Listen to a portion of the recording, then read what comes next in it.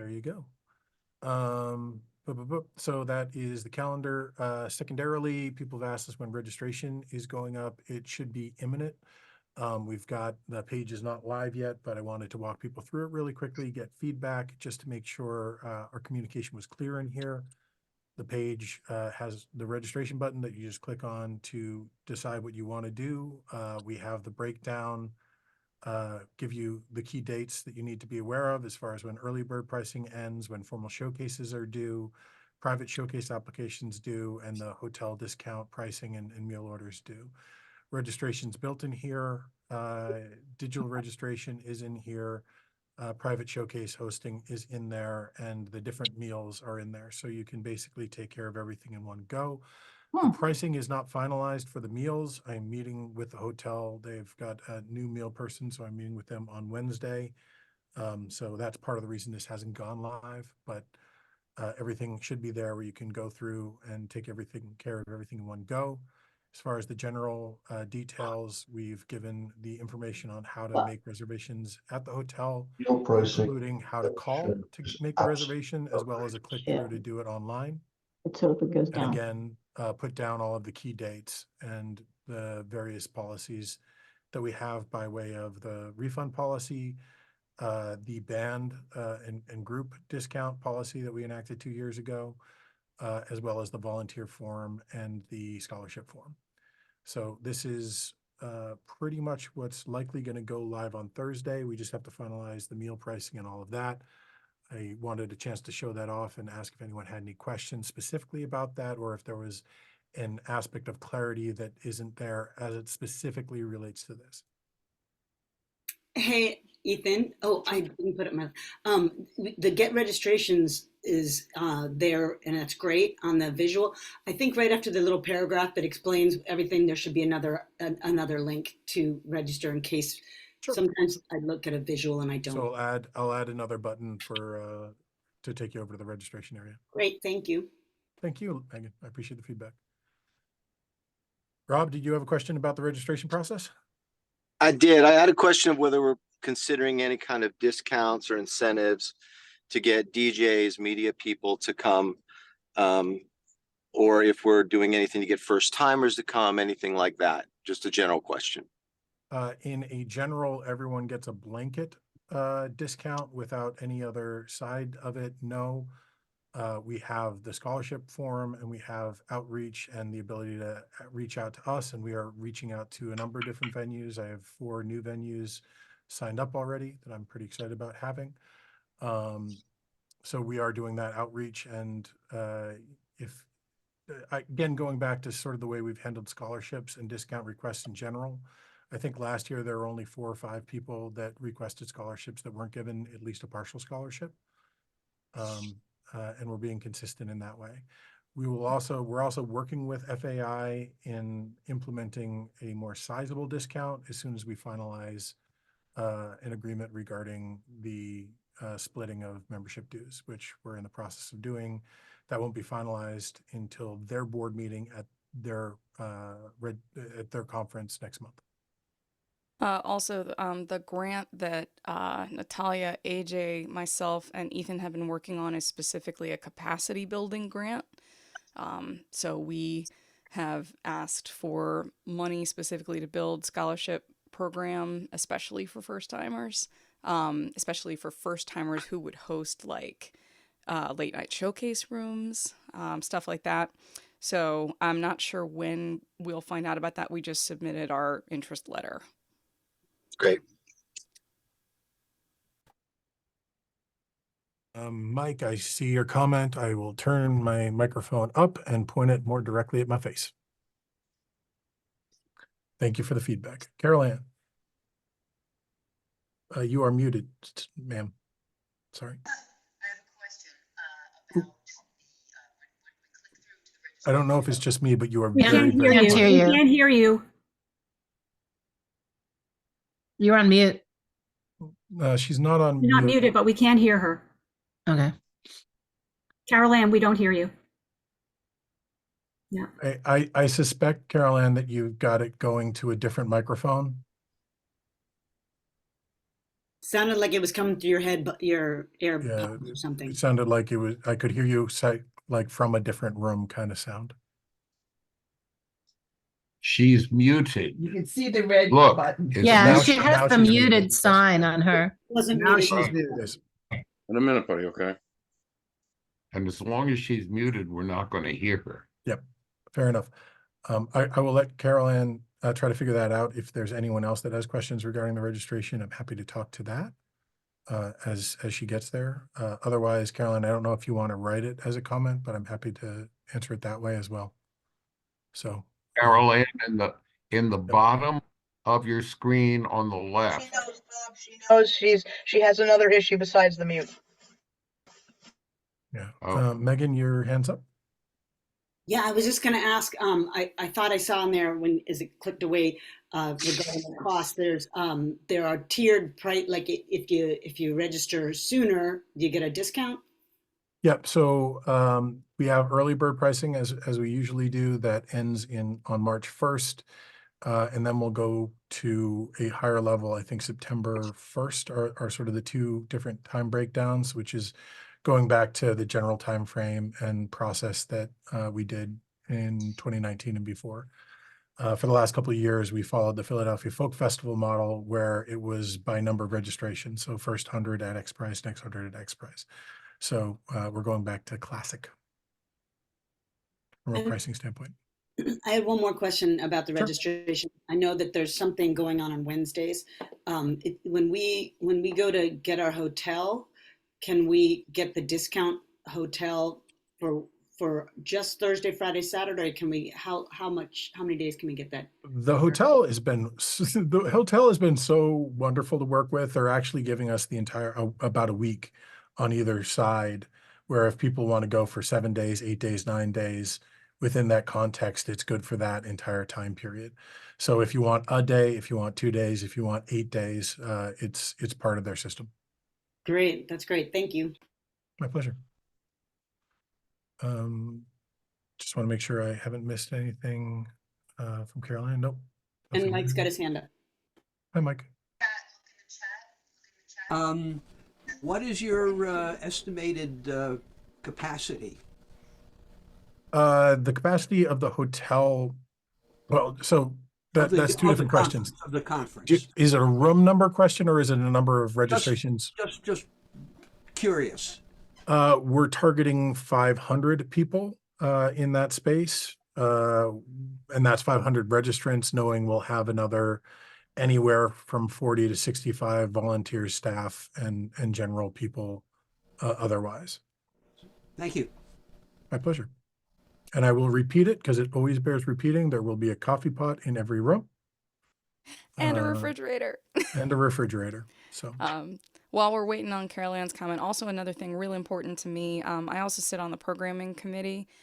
You are the biggest and best resource we have for programming. So in the chat, I'm about to drop a link that goes to the form we sift through for programming ideas. So if you have something in mind, fill out this form. We go over it every week in the programming committee. And if there are ones that overlap, we try to sort of combine them into, panels or workshops or things like that. So really your ideas are everything. So that link I dropped in the chat, if anybody's got ideas for programming, at your leisure, tuck them in. We'll be focusing on that pretty heavily in the next, few weeks, especially. and Okay, Carol Ann says to look in the chat for her message or question.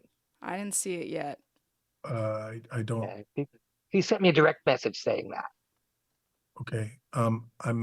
I'm not seeing it in the I chat. don't have it either. I want to make sure it's Well. not just me, but I don't see it there. No, I don't see it. Messages. Actually, I don't either. Okay. Cheryl here, she sent it in a wrong chat and I have it. Can I read it out loud? Sure. Yeah, do it. Go for She it. says, here's my question. Will all registration prices be listed on the registration page? Will the tiered pricing be transparent? Yep. Okay. Just haven't finalized the graphic, but the graphic will be on the front page talking about the dates and the cost changes between them. Yep, that's one of my last things to do. Today was the day of doing graphics, so we got the majority of them done, but not all of them. And you said that the tiered pricing is going to include something about FAI, but you don't know what that is yet. The FAI specific level of discount probably will not be finalized until about March 1st, because we won't get confirmation for them as far as what the rate of return is. And just in the interest of transparency, because I really like, as anyone that's been coming to the community meetings since we started doing these back in August, I generally am pretty honest about everything that we're working on. Right now, we're trying to determine whether it's going to be essentially anywhere between a 30 and a 50% share of membership dues. And depending on how that works, that'll impact how much of a discount we can offer without losing it. My goal, and I think their goal, is getting to the point where we can essentially offer the entire cost of a FAI membership off. At least that's what we're trying to get to. We just need to make sure both sides are okay with that. Forgive me, it's Carol Ann. Can you hear me now? Yes, good to hear you. Yep. Okay, well, great. I got new headphones and they're for shit. But anyway, forgive me, I didn't hear your entire response, but I want to know, there will be a page that shows me if I register by this date, this is how much it costs. If I register by this date, this is how much it costs. So that because it main hasn't page been that will- way in recent years. Sure. We'll go back to transparency of pricing, yes? Yeah. Yep. There will be a graphic on that homepage talking about the 3 different time tiers and what they Right. equate to. Yep. Very good. Thank you. Yes, ma'am. Lainey. Hi. Hi. I haven't been here in ages, so it's Good really to great see to you. see everyone. My question is, can you clarify some more about the FAI membership and the registration for NERFA and how that Sure. works? Just a little confused. So, without getting too much into the long history between the two organizations and some of the back and forth that's happened in the last 3 or 4 years, FAI historically, to the best of my knowledge, and there are people that have been around longer than I have, I've been involved with NERFA for a scant 16 years. FAI has given no money to NERFA at any point in our history that I'm aware of, despite the fact that membership dues cost us money, where, we offer, historically, we've offered anywhere from $20 to $60 off for people that had FAI membership.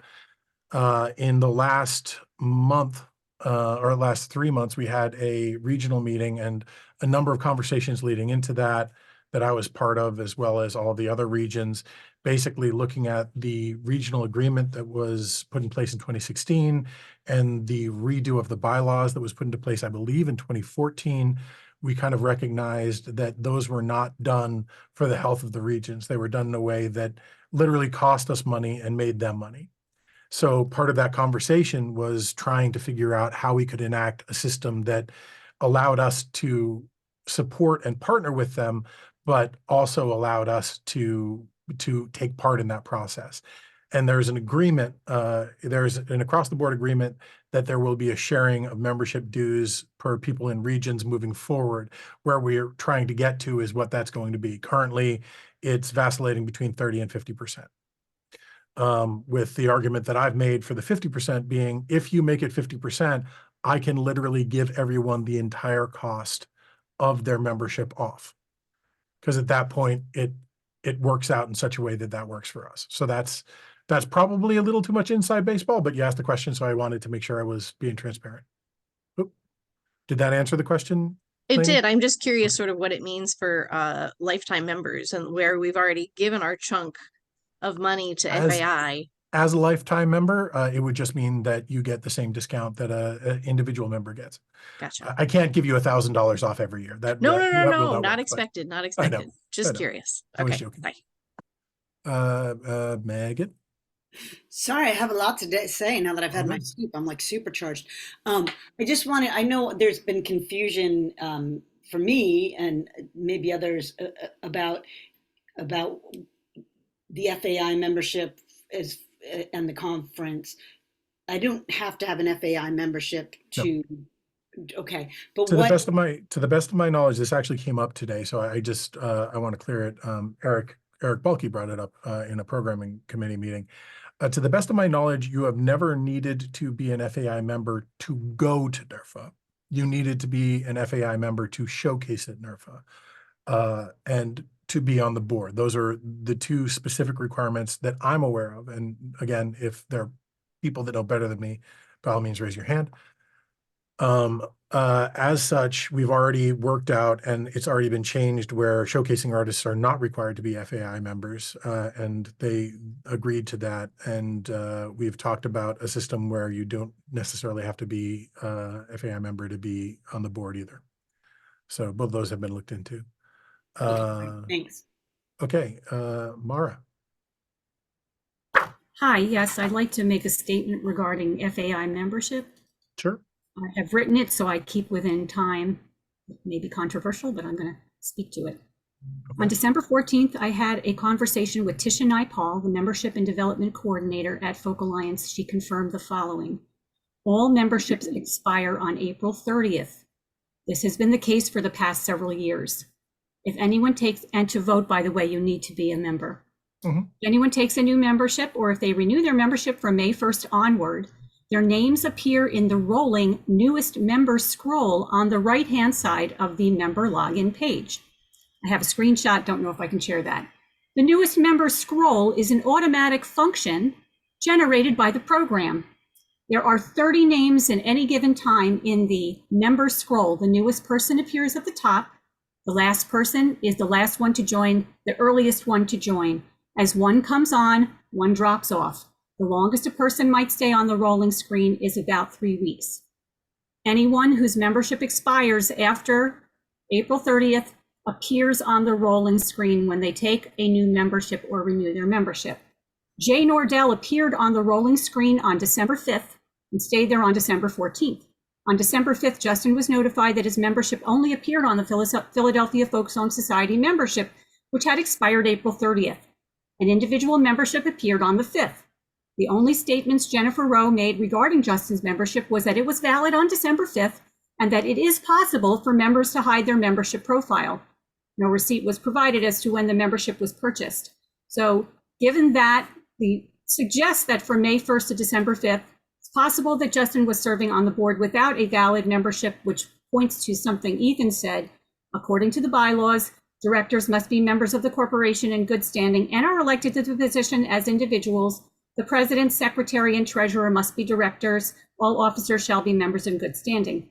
I will repeat, your name will not appear in the rolling screen if you simply update your member profile or if you hide or unhide your profile. And I did screen track the member profiles. It took about 6 to 8 days on average for names to drop off. I do have some screenshots from December and 8th, and Tisha herself let me know she rejoined December 6th, and her name remained on the screen till December 14th. In fact, it's right on top of Justin's. I just wanted to mention that in response to membership requirements. No, just stating what I have found out about requirements for membership in the board. And again, to vote, one must be a member. One can update their membership from now until the 8th to be able to vote in the upcoming election by contacting Tisha Naipaul at Folk Alliance International, either by email or call her 10 seconds. to register. Tisha Thank at you. No folk.org. response is needed. No response is needed. I'm just stating what I found out. Thank you very much. Tisha at Folk Alliance International, the membership folk.org director. or membership at folk.org. I think it's Tisha at folk.org. Correct. Yeah, Tisha Yes. or membership both go to her directly. Okay, good. She's Thank a you for member. clarifying. So I do not need any response to that. Thank you. Okay, All right. Heather, I'm handing So, it back to you. all right. So I've got an order. So Tracy, Brian, Pam, because Tracy couldn't figure out how to raise the hand on the phone. Tracy, Brian, Pam. And everybody gets a 3-minute clock. Tracy, where you at? Tracy, you're muted, sir, or at least you're quiet. I can't tell which. Now you're Now definitely you're muted. Hmm. I think you're having the headphone problem that Carol Ann was having. 'cause How's you didn't that? have head- Oh, Yeah, there you you're go. up. There you go. Is that better? Do you have Yep, the same you're up. headphones that Carolyn has? Okay, perfect. So, in terms of, I just wanted to go back to the thought of getting more venues at NERFA. I was just trying to make that point. We have talked about incentivizing venues to book acts from the conference, and rewarding venues that are coming to the conference for booking acts that are at the conference that showcased or that they found at the conference, booking them for a first time. We're talking about a bunch of other stuff to try to incentivize venues. So there are plans being made to get more venues.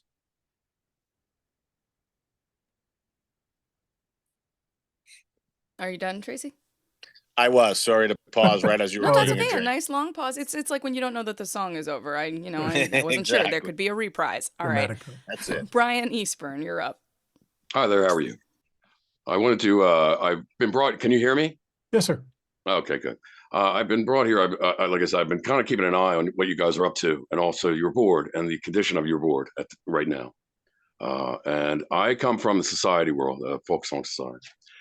And here I am, what I would like to do is I'd like to read the NFG letter that Justin Nordell sent out to the membership in July of 2022. Well, I've been hearing rumblings and received calls about all the volunteers who were fired and NFG'd in 2022. So let me please set the record straight. NFG, it's a legendary distinction that few Philadelphia Folk Festival volunteers have earned, but those that have done so earned it for good reason and usually in good measure. NFG stands for no fucking good. If this seems like a shock to read, I promise you that many organizations have distinctions to let other staff people know of problematic persons, volunteers, etc. When I managed Planned Parenthood, I saw a red PETA on the front of a few patient charts. Normally, red on the front of a chart meant an allergy, so I naively asked if these patients had a PETA allergy. No, I was corrected. The PETA stand for pain in the ass. Now, the NFGs from the fest aren't necessarily a pain, but more often than not, meant a voluntarily deliberately skipped another shift or were too visibly inebriated to perform their volunteer tasks they had signed up for. More recently, NFG has been used when volunteers violated the volunteer code of conduct that everyone is asked to abide by. Not only helps to create a safe environment for all who have a happy fest, to ask every volunteer to conduct themselves in a manner that is in the best interest of the society. So why am I bringing this up? Let me preface this. One of the people in my group, we had a private chat group where we discussed the conditions at the society, and somehow that was infiltrated. Don't know exactly who, but somebody at the society infiltrated it, took screenshots, and then one of the people in our private chat group was implicated. Okay, so why am I, and this is going back to the letter. So why am I bringing this up? One volunteer said things that did not positively represent the society online. We even gave her the opportunity to speak to the governance committee to clear things up on recent information, but she chose not to and got the NFG designation. All other volunteers were invited back for 2022. We didn't fire committees either. We didn't reserve seating. You wrote up on your insecurity, mobile, etc. Basically, what I'm here to do is, I'm making a statement on behalf of these people that we have, that we've been dealing with, if somebody didn't get into that chat and see our private conversations, they wouldn't have been NFG, and other people were brought into that, and it caused the whole entire culture of this NFG thing. So what I'm trying to do here, and I'm a future member, okay, is that we've had a history of mistreatment of volunteers by Justin, a culture of fear, ignoring repeated requests for financial information, which we do. And basically, I will continue in the next meeting, but I would like to just make that known. Thank you very much.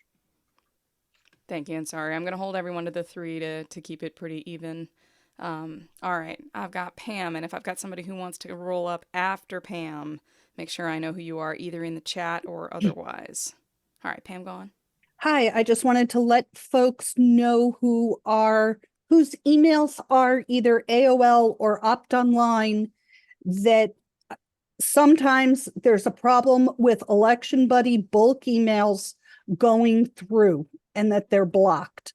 So if you are an Opt Online or an AOL customer and have not received your ballot and therefore have not voted, please reach out to Tisha.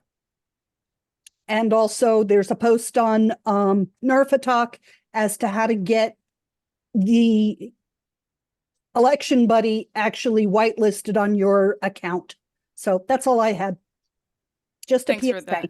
Thanks for that, Pam, because yeah, the email stuff takes a freaking village. Like the number of random things I've found that I don't even know exist. So yeah, there's a post up on NERFA Talk that'll help you with that if you fall into it. So what are the 2 again? It's Uh, Opt. Opt Online and AOL. There may be some others, but those are the big ones right now. Opt Okay. Online, just for context, a lot of people that create custom like iliami.com web mails, things like that. The actual provider of that is Opt Online. So the people that run into problems are generally people that have purchased specific domains for themselves, but haven't done the work of whitelisting Pull it their down. private domain. And interestingly, yeah, so Iliami, that's ours. I did get my election email at Iliami, but the email that I tried to send to Connor Garvey, like, oh, we're coming to your town, he didn't get it. So I'm jumping ship over to Gmail because it's too uncertain. All right, so we are Robert Cohen. After Robert, I've got Louise Baker. All right, well, I was scratching my head and I was not raising my hand, but my wife, Diane Tanko, would like to speak. Go ahead. Oh, okay, I have to unmute. Yes. It won't unmute. All right. I hear you. Click. There she goes. Now, hold. Where am I? You have to- Go ahead. I got you, Bob. Diane, you're good. I'm okay. I'm still echoing. I can hear it. Can I make a Everyone else suggestion? mute. Can I make a Diane, suggestion, please? when you were talking through Rob's microphone, it worked better. Why don't you mute yourself and Dr. Bob just unmute and you can talk through his. Okay. Go ahead. Okay, now can you hear me? Loud. Okay, can Yes. you hear me now? Okay. I just want to say, when we were talking about incentives for presenters, that way back in the old days, we actually had something that we called presenters incentive. We used to call it pin money, Pin. presenters incentive, whatever. And what we do is for each first time presenter, we gave them 50% off.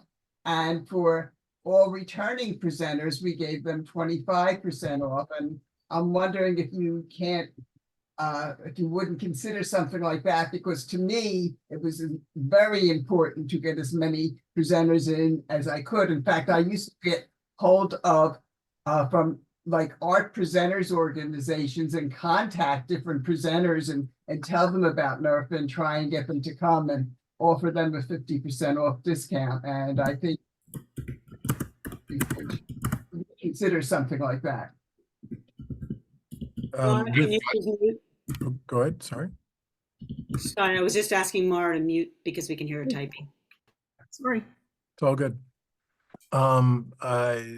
It's certainly something that we would consider. In general, with new presenters, we do go through the process of offering them, basically walking them through what we can do and trying to find different ways to do it. We don't create a blanket 50% off.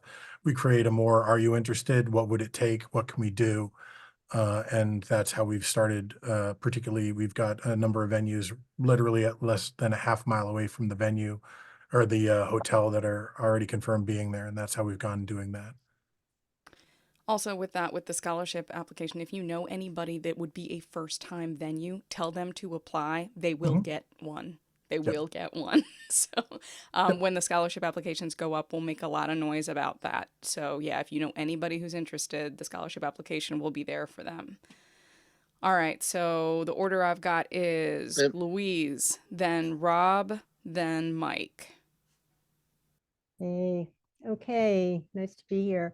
I'm just going to follow before I ask my question, and I know it's too late for this year, but we keep putting it out there. If some of the conferences would consider, instead of Wednesday or Thursday to Sunday, start on Sunday, go to Wednesday. I've worked in a venue. Mondays and Tuesdays are good times for presenters to travel. So just And put it out Louise- there for down the road. And Louise, I literally credited you in the survey that we sent out to all attendees in the entire mailing list, asking 4 or 5 questions as we were finalizing where we were going to be. One of the questions we asked was simply that: would it work better for you if we ran Sunday to Wednesday instead of Thursday through Sunday? And less than 25% said yes. The vast majority said no. Yeah, it's because we don't have the commercial venue presenters in this community, and they're not going to come until we find another way, because they don't need to come and they're too busy on the weekends. But I think the house concert people, they could come anytime. Anyway, my question is, this year, is there going to be a requirement to register and pay before you can submit for an official showcase? Yes, but that includes virtual, which costs less than what most places charge to just register. And so what do you mean it includes virtual? Or not just register, sorry, just apply. So you can get a virtual registration, which I believe is $35, which is less than many places charge for just applying. And if you get that virtual registration, you can apply for any and everything.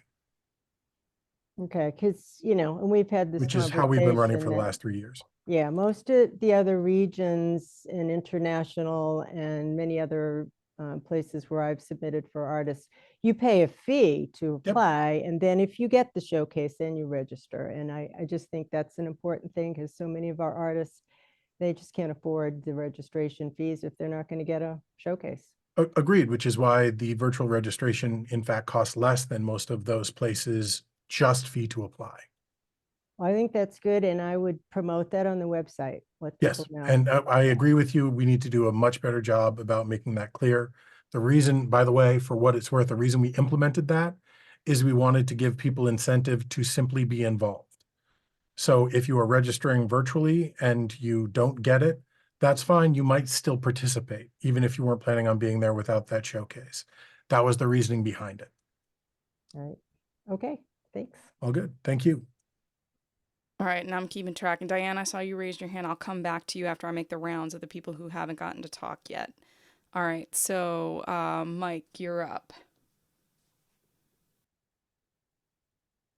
Yeah, just wanted to point out that the bulk of the cost is really the hotel, and that we have no control over. So it's a discount is good, but it's still not a big percentage of the overall cost of attending. So that is absolutely a valid point. The hotel costs have gone down between last year and this year, and we did a lot of work to make sure that we could do that. Sorry, I was trying to keep a straight face, but we've got Lori McAllister and Alice Paul that have tuned in, and had fake balloons going up over the screen, and it was hard for me to keep a straight face. Yeah, I'm in agreement with you, Mike. And in fairness, with some of the venues that we've talked to, if it's a venue that is potentially going to come and do 20 or 30 bookings, and really sort of make or break, the cost is something that would make or break it for them, that is something that we can certainly talk to them about what we can do, how we can help. We are identifying other hotels in the area that are cheaper for people that don't want to stay on site, and sort of help however we can help. So absolutely good point. All right, sorry about this slightly going out of order. All right, so it's going to be, that's why I keep reposting it in the chat so I can keep track. It'll be Rob, Lisa, Gordon, Diane. All right, Rob. Hey, everyone. Thank you. I just want to very briefly kind of emphasize exactly what it was that Brian said. So I just want to be clear. This is about an email that went out to about 1,800 members or so. It might have been more at that point, in a member letter that identified and targeted a specific volunteer and identified that person as being no fucking good. And the reason that I'm emphasizing this is that happened while Justin Nordell was the president of NERFA. So this is professional conduct from a person in a position of leadership. What was Brian, the do date you have on the that? date? Do you have the date handy? July 7th, 2022. Okay. So again, this is professional conduct by someone who is on the board of directors of NERFA and an executive director of another organization. And the reason that that's important is because the Folk Alliance membership agreement, plain and simple. And even beyond that, it doesn't represent our community standards, and it doesn't represent the professional standards that we would expect from a leader. So the reason I'm saying this is because I think it's incumbent upon the board to take action on this. And it's also incumbent on Folk Alliance International to take action on this. So again, I'm not asking for anything today. We have a new election. We're gonna have new board members. We're gonna have a new board coming in place. But I just want people to be aware of the significance of this. This is professional behavior by a leader that was at the time representing our organization as well. And that's all I have to say. Thank you.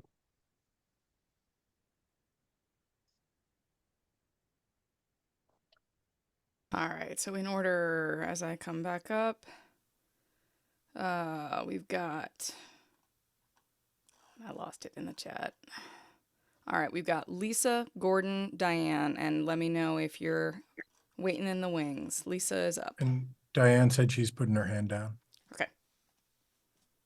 Okay, so I'm following up on all this very serious stuff, changing the subject, but going back to what Rob and other folks have been talking about and seeing Michael Kornfeld's comment about, getting, incentives for venues and presenters to be there is very vital. And I just want to say, I know, even at the last NERFA conference, there was certainly a lot of conversation. I had a couple conversations on that with Rebo and other folks who, felt that that was really where NERFA needed to go. So I know that that's not going to be dropped, regardless of, the election outcomes and who is on the board, that there's different ways to approach that. And I think one of those might even be looking at grants and grant opportunities to see what the argument is about making the argument that presenters are so critical to the lifeblood and life stream of artists that we really need to focus on that, even though ironically, they may have in general more assets or opportunities to come. It doesn't mean that they're as incentivized to be coming. So that has to be on everybody's radar, agreed. And I think we can't really do it necessarily under the rubric of scholarship, because it just seems a little bit of an oxymoron, if I can use that term, to say we're scholarshiping presenters. So I think that has to be looked at in a little bit of a different vein, but I think everybody's kind of hopefully on that page to be moving forward. And I just want to respond directly to the comment. Writing grants is something that we're absolutely dedicated to getting better at and looking for ways to pull in that money. And right now, scholarship is sort of the catch-all term that we're using, but eventually, once there is money coming in from that, I do agree with you. We can sort of look at a different terminology and a different way of approaching it. Yeah, and totally know that Ethan's on, like everybody's on board with that. I wasn't suggesting otherwise, just, that has to be the way folks are going, right? Didn't take it that way. Right now, we mostly just want people to know the options are there. So yeah, when the scholarship form goes up, we'll make a lot of noise about it. All right, so we've got Gordon, then Eric A. Okay. First, I have a parochial question for me. Is it going to be a DJ showcase? So we sort of changed the terminology in the last year to curator showcase. Basically what we did is we took the DJ showcase and the golden ticket, and we kind of combined the two ideas into one thing. So it was predominantly run by DJs, although it also allowed us to allow some of the other curators, whether they be venue runners or whether they be industry folks like Ralph Jacadine presented an artist last year. We will be doing that thing that is inclusive of those events this year. That always excites me. The other thing is, in terms of the rebate scholarship, whatever you want to call it, does anyone have any data, or can we collect data on how many people actually get booked from NERFA? Like, if there's some venue that's 40 people, giving them a break would make a lot of sense. And that, I think, is what Tracy was indicating earlier, and Rob made a comment about it as well. The difficulty there, honestly, is coming up with a system to make it easy for presenters to be able to report and confirm that bookings were done through this. I would love to do that, and I'm kind of trying to figure out how I can put together a system to do it, because I do think it would be a good idea. Right now, if you told me we had to have it set up by next week, I would probably cry and disappear. But it's something on the list of things to try to implement, unquestionably. What I would suggest, though, is those depend on the the venue, but on the artist. Say, hey, I got booked by this guy. Yep. Well, I think I think it would probably end up being a two-part thing because we'd want to incentivize both people to share that information so we can cross-reference it and make sure we're correct. But I'm in agreement with you. Ethan, while you're here, can you address Robin Greenstein's question? Just curious, as a breakdown of attendees to past two conferences in person, how many Americans, how many Canadians, state most represented? I know you have some of that information like at the tip of your fingers. Like I know Canadians, you might know right off the bat. We had roughly between 15 and 20% Canadian this year, which is a general increase from a percentage standpoint. Though, as been pointed out before, our post-COVID numbers are overall down. So the total number of people, I couldn't really tell you exactly, aside from there being roughly 75-ish Canadians. A good portion of that has to do with the work done by Joel Elliott and the team at Folk Music Ontario that is now partnered with us, coming down to present their artists here and giving us space to present our artists up there every year, of which Iliamu was one of last year. That was nice. So I'd say that's sort of the Canadian side of it. As far as a state-by-state breakdown, historically speaking, we've generally been very Connecticut, Pennsylvania, New York driven. The last couple of years has seen obviously an uptake in New Jersey. And we're going to continue to try to make sure we can get more representation from the regions that aren't typically represented in there.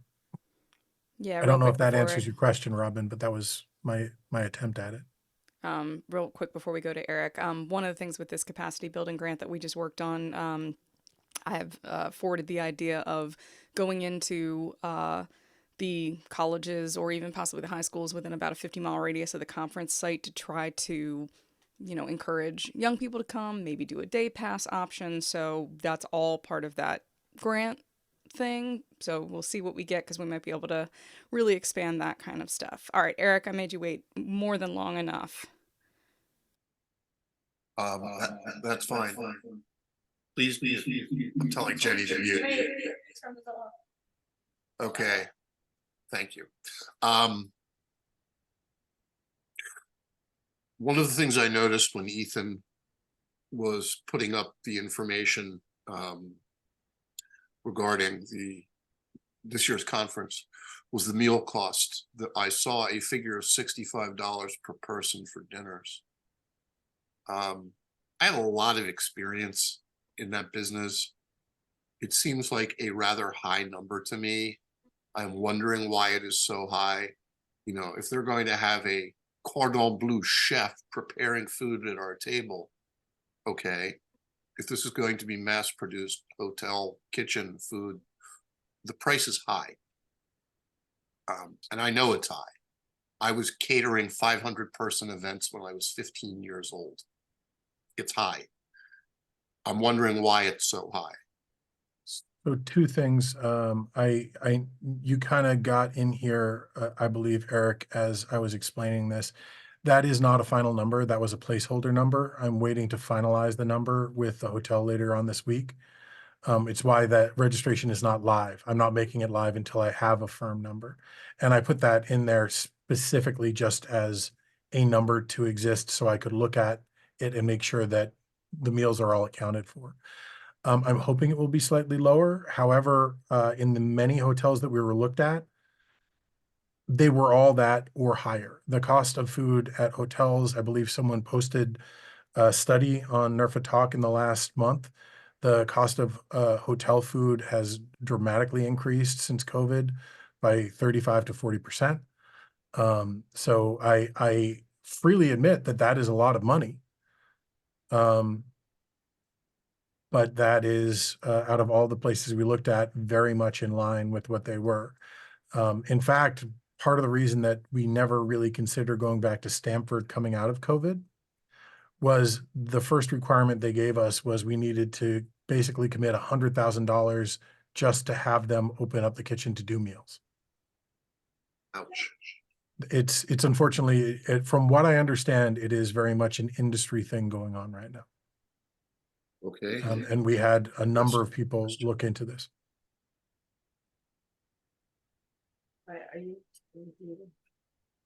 I don't know if that fully answers the question, but that's how we got where we are. All right. Do I have any other hands raised? I've kind of kept an eye on the chat to see if there's anything. Bueller.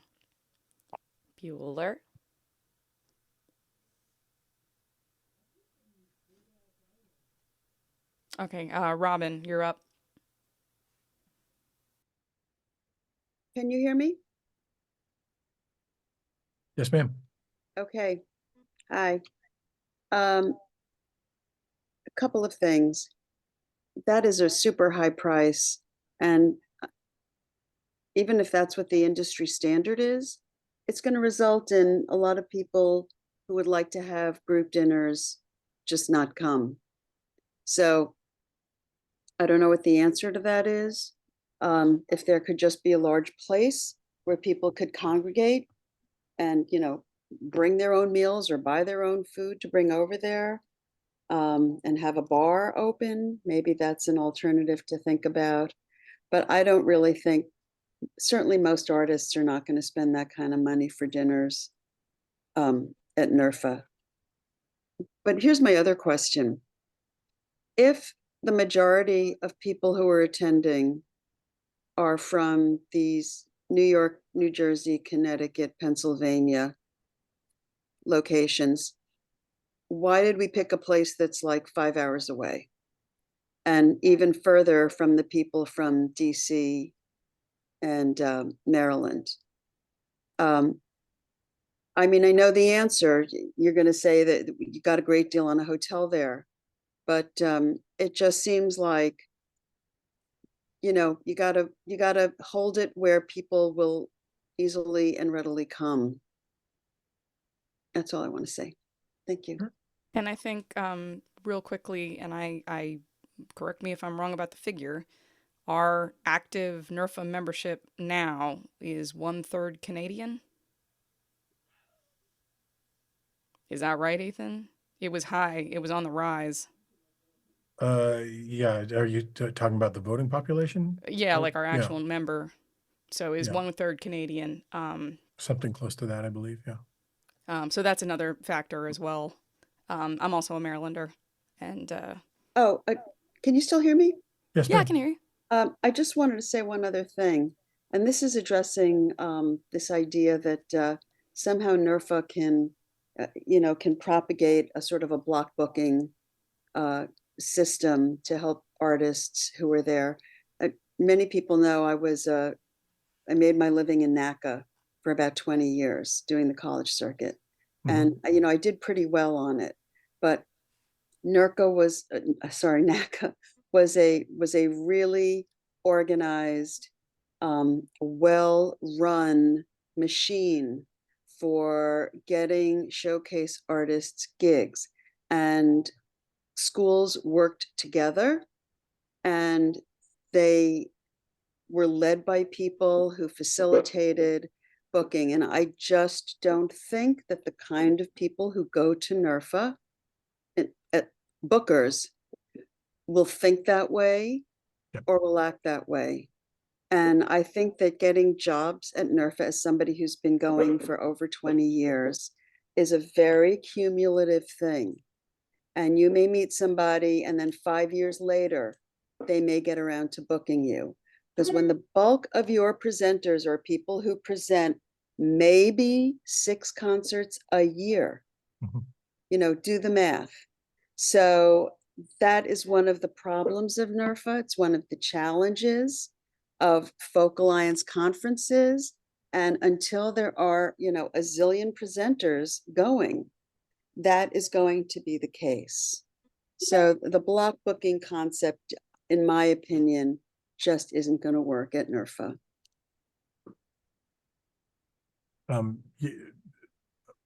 All I will say is I absolutely bow to your experience in that arena, and we've been having conversations with a core group of the presenters in our community every month for 3.5 years, and every one of them has more or less agreed with what you said, which is there are some certainly interested in the idea of block booking, but giving up the ability to choose exactly who you want to book is something that the vast majority of our presenters aren't really game on.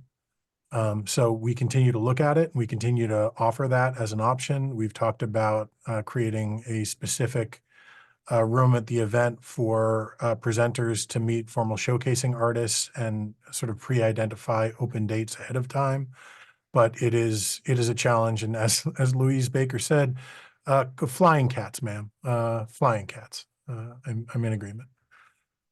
As far as why we ended up in Maine, not necessarily just because of the price, though the price was nice. We ended up in Maine because we have a large community in Prince Edward Island, in Nova Scotia, in Maine, in New England in general, that has never been directly served.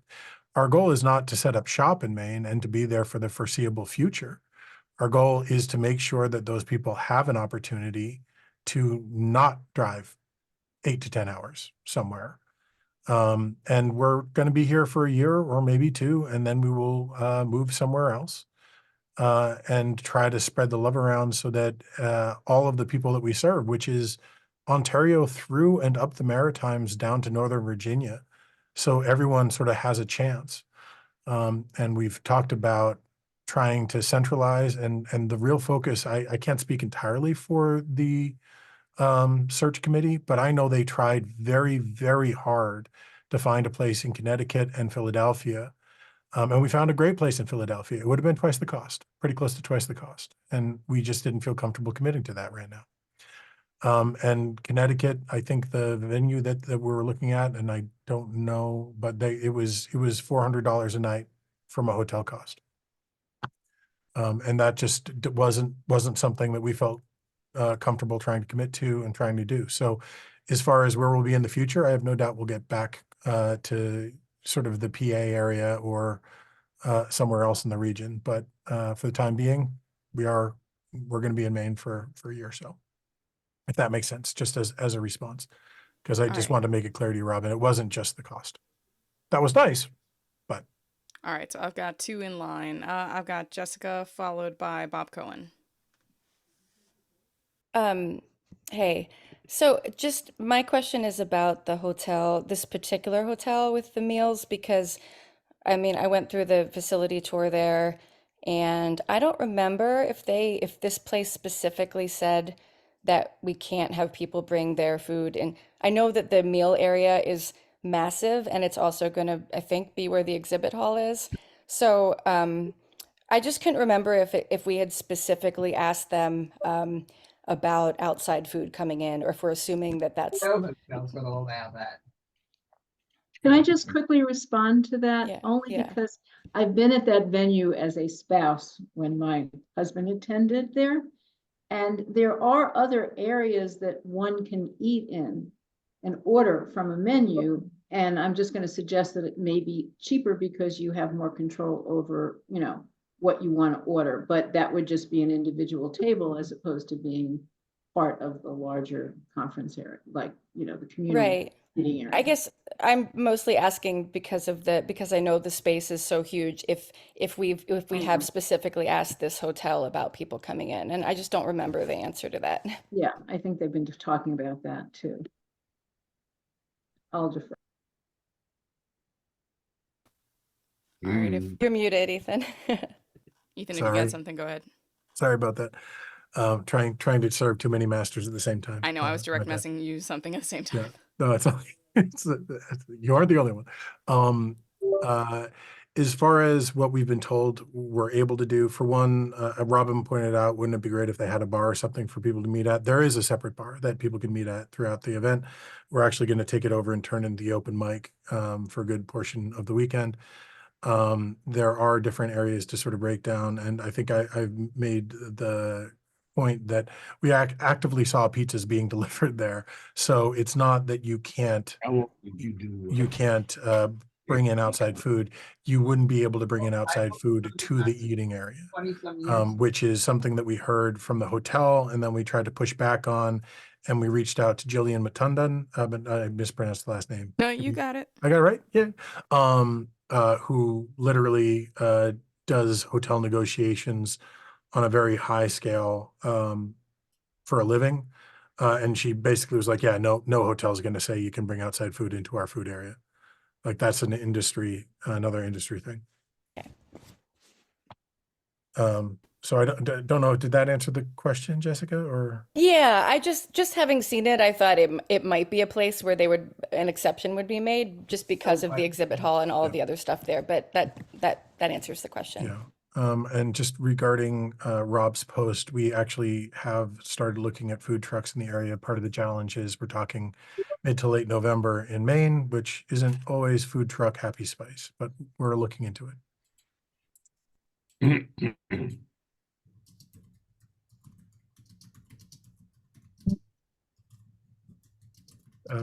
I have a question. Sorry. Well, we got hands up. Megan. Yeah. So, Robert Cohen, you're up, and then Joel. Robert, go ahead. Okay, I wanted to talk about the block booking business. For over 20 years, Diane booked the Sunday concert series for the Philadelphia Folk Song Society. And we got all sorts of just top level people like June Tabor or whatever. And the reason she was able to do that was because she called venues and made up a block of concerts for whoever you're talking, Pete Seeger, take your pick. Anyway, for example, June Tabor, I remember I picked her up at the airport, and in under 10 days, she had 6 concerts, something like that.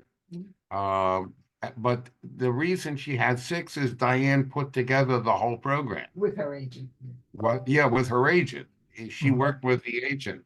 So it's a way for venues to get much higher name people. If you want to do that, you just have to put together a concert series for that person, and then they'll gladly come. That's it. All right. Joel, then Megan. Hi. I negotiate along with our hotel, the company we hire, I negotiate the hotel contracts for Far West and have been doing it for a couple of years.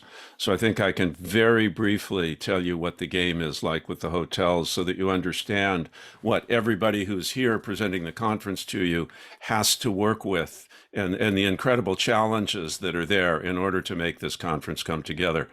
The hotels do not only have a very high cost per meal, but the contract is going to contain a food spend minimum. It might be $30,000, it might be $35,000.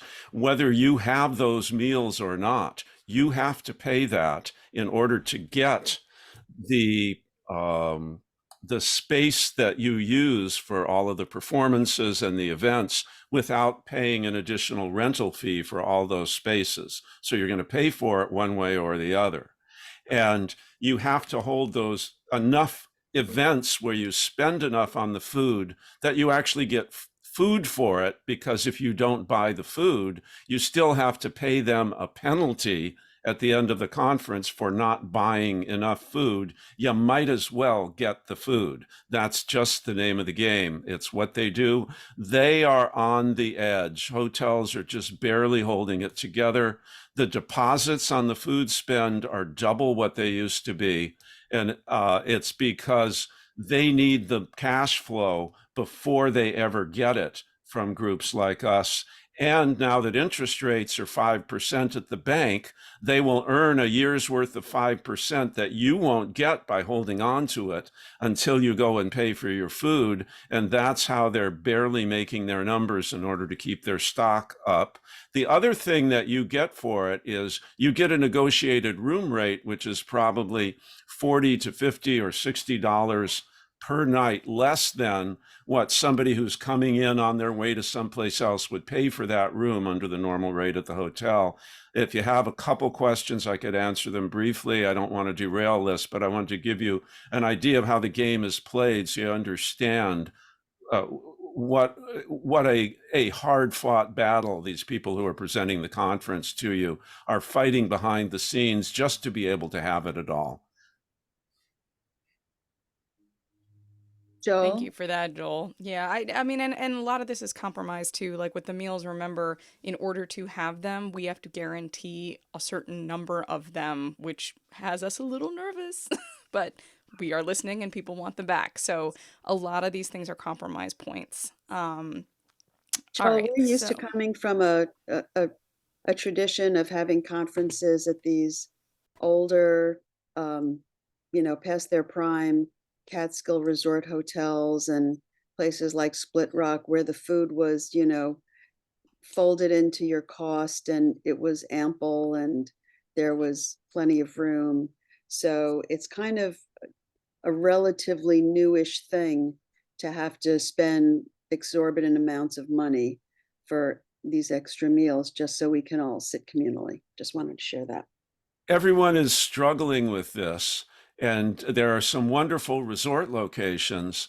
However, the resort locations and lack of transportation to and from an airport real easily and things like that then start to affect attendance. NERFA is the big stick. The rest of us little twigs don't have the draw and are And Joel, really... you may want to explain who you are for people who don't know.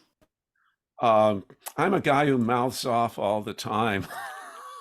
Who am I? I'd love to hear what people think I am. That's much more interesting.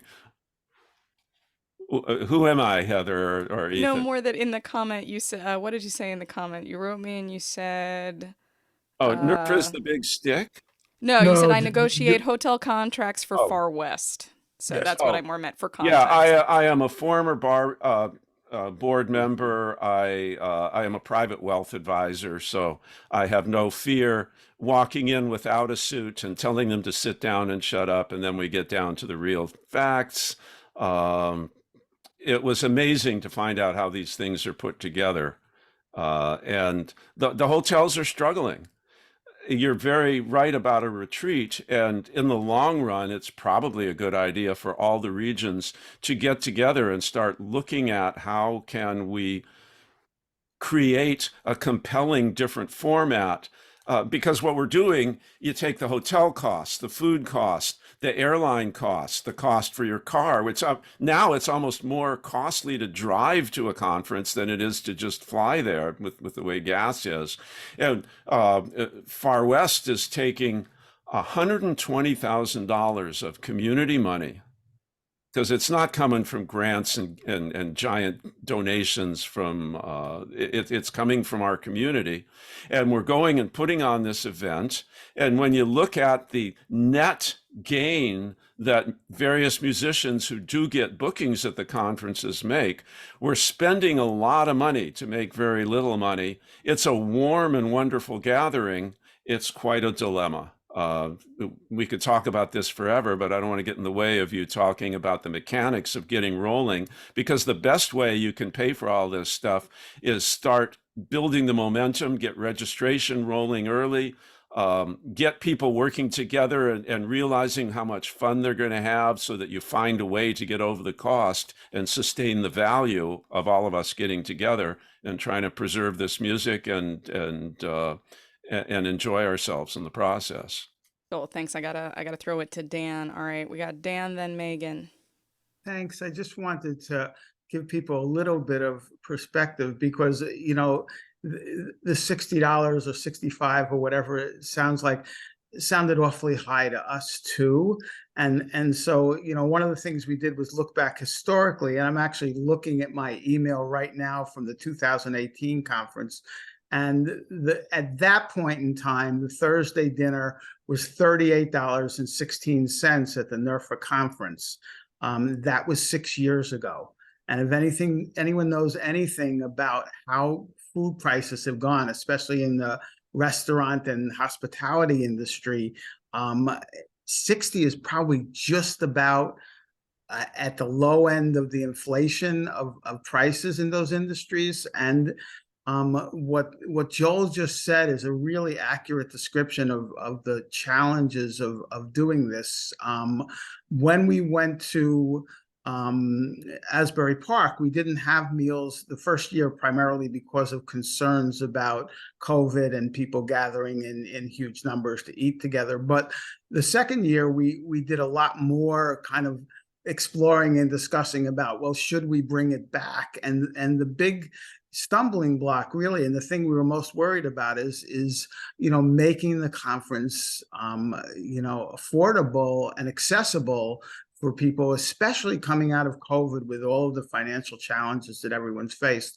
So, we heard what people have been saying this year about how important it is to them, and we're bringing it back. But I just want to let you know as a board member that we're well aware of how this feels and how challenging it is. And it's a risk we're taking bringing it back, but we wanted to respond to all the folks who have said it was really important to them. It is a lot of money. No question about it.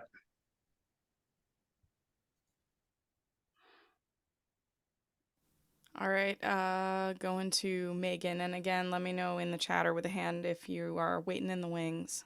So just quickly, Dan and Joel, you both spoke a little bit to what I was going to say. So what I want to add to that is that this is something that we've been working on and trying to work through because, everyone's like, oh, we love the meals. We love the, and it's different now after COVID. It's never going to go back to being a $35 meal. It's just never going to be. So with that in mind, I'm a huge fan of the group meals because that's where a lot of the networking and happens. So I'm wondering if for future, we look at what is it about the meals that why we want to have them. Is it because we really want to eat prime rib au jus? No, probably not. It's probably that we just want to all be in the same room together, not performing, not watching someone else, not having to just connecting. So just let's put our brains together, and maybe not for this conference because we've started down this path and we'll figure out how to make this work, but let's figure out what it is about the meals that we are trying to recreate, and maybe it doesn't even have to involve food. You know what I mean? Like It's maybe a fair point, Megan. And for those of you that attend FAI does some really wonderful sort of round robin mentorship and small group meetings throughout their event that I was actually really impressed by last year. And part of, that is a method of potentially looking at this. And what can we offer that takes the place of, which again, my goal is never saying we shouldn't do X, Y, or Z. I don't think it's that we shouldn't do meals. I did say at the beginning, I don't think it's a good idea to force people to do meals. I don't think it's a good idea to force people to do anything. So creating options, I think, is an important direction that we're going in all of these spaces.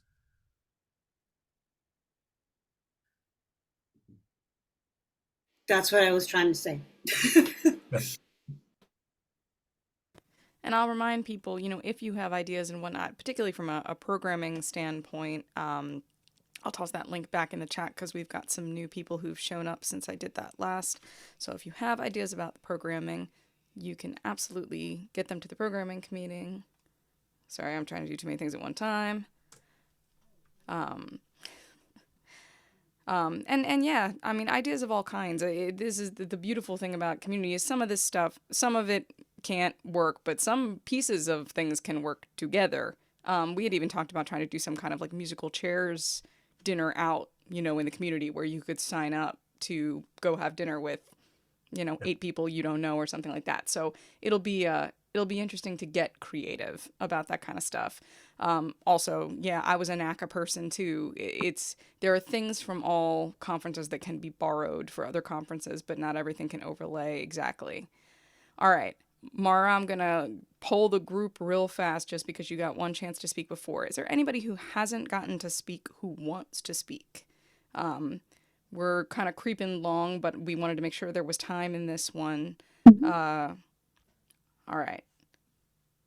It's a quickie. Well, but I need people to tell me if they wanna talk, basically. So I'm gonna go ahead and let Mara go, and I'll keep an Thanks. eye on the chat. Thanks. Perfect. So yeah, in the chat I have with Jen Rowe. She did mention, I put in the chat, the dates that reminders are going to go out for people with the ballot that have not yet voted. So folks, look in your inbox if you haven't voted yet, and double check if you didn't get it. A, that your membership is good. They have the correct email address for you. They're going to go out 3 times. And also, it was acknowledged in that chat I had with Jen that FAI bylaws do state that they put their candidates up on their website, and we do say that we follow clauses of the FAA bylaws. I'm just going to put it out there again. There's a little bit of time left. I'm going to make a request for NERFA to put the candidate information and information about the election on the NERFA website as per a clause of the Folk Alliance bylaws. And I will repeat it again. Jennifer Rowe did say in our chat back and forth, she did agree that it is part of their bylaws, that they do that. So I'm just making a request here in our meeting where I've been asked to speak about election-related issues, that our candidate information is posted on the NERFA website from now through the duration, and also the information about the recall. Thank you so much for letting me speak again. Really great job moderating this meeting, Heather, as usual. Thanks, I appreciate that. Bruce is saying my raise hand feature is not available. All right, so we're gonna go ahead and get to Bruce. I figure within the next 5 minutes or so, we definitely want to try to wrap it up. Bruce, go ahead and talk. Thank you. I'm sorry I'm late. I had another meeting, but anyway, one of the things that I've been outspoken at and not had an opportunity to address this group about is perhaps looking at changing the days of the meeting. The largest percentage of people attending are often the musicians who give up their Thursday, Friday, and Saturday working opportunities to attend a conference, and wonder if you might find greater success with Sunday, Monday, Tuesday.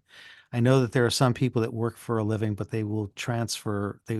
Just a question of taking different vacation dates rather than Thursday, Friday, be taking Monday, Tuesday, or Tuesday, Wednesday, or something like that. But I feel that you would get a greater concentration, perhaps a greater number of venues. Venue operators are not working on Sunday most times, generally not Mondays and Tuesdays. So they are at the venues on Thursday, Friday, and Saturday.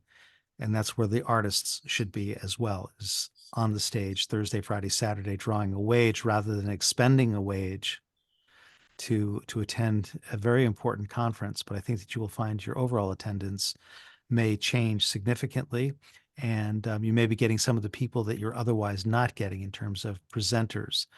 And I know that this takes years to assimilate because of contract hotels. I'm familiar with that, but just wanted to sort of put it out at the group. I've been very vocal about this, and will plan to continue to be vocal until I'm told to shut up and let it go, or we at least come around to thinking about having the conferences begin on Sunday. And I don't think that the hotel rates would be dramatic, especially in an overbuilt market, as many of the communities are that we serve. So thank you very much for the recognition. Nice to be here. You all look great. You look like $1 million. Good to see you.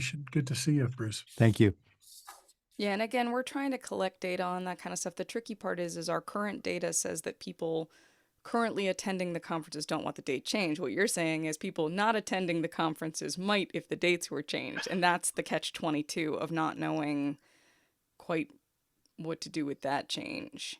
So it's on our minds, and we're trying to collect data about it. All right, I'm going to go to Mike one last time. Again, drop me something in the comment if you've wanted to speak and haven't gotten a chance. Mike, me? Yes, Mike, you. Okay. To respond to Bruce, many venues are operated completely by volunteers who have day jobs, so they would be better off coming to the conference over the weekend rather than having to take work off during the week. And as a retired day job venue operator, that was my situation.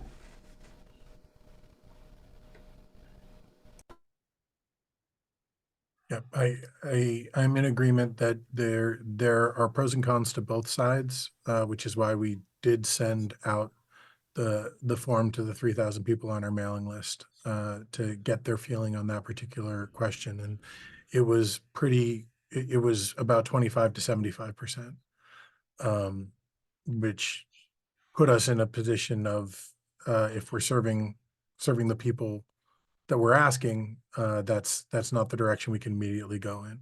Doesn't mean that we can't keep asking the question.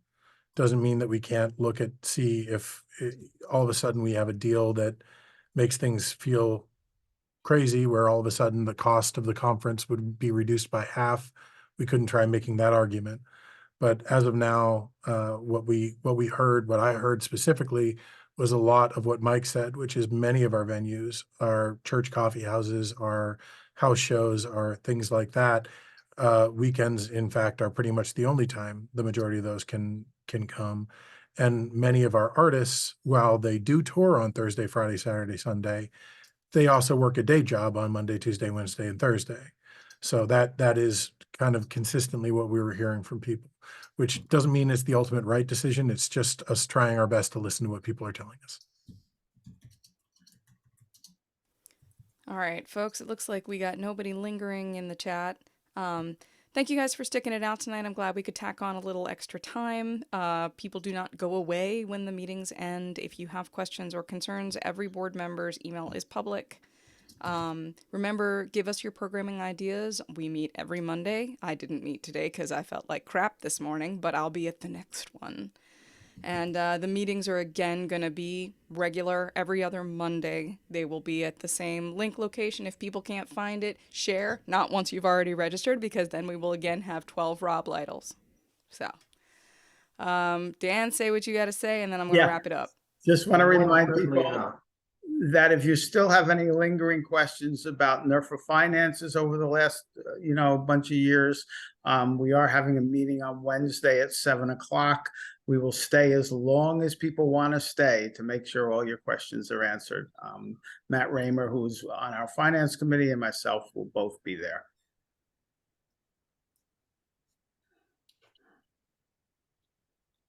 Good to see everyone. I hope everyone has a good night.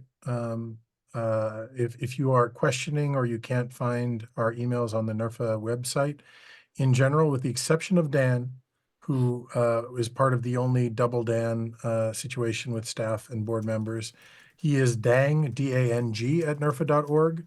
Every other human being is just their first name at nerfa.org.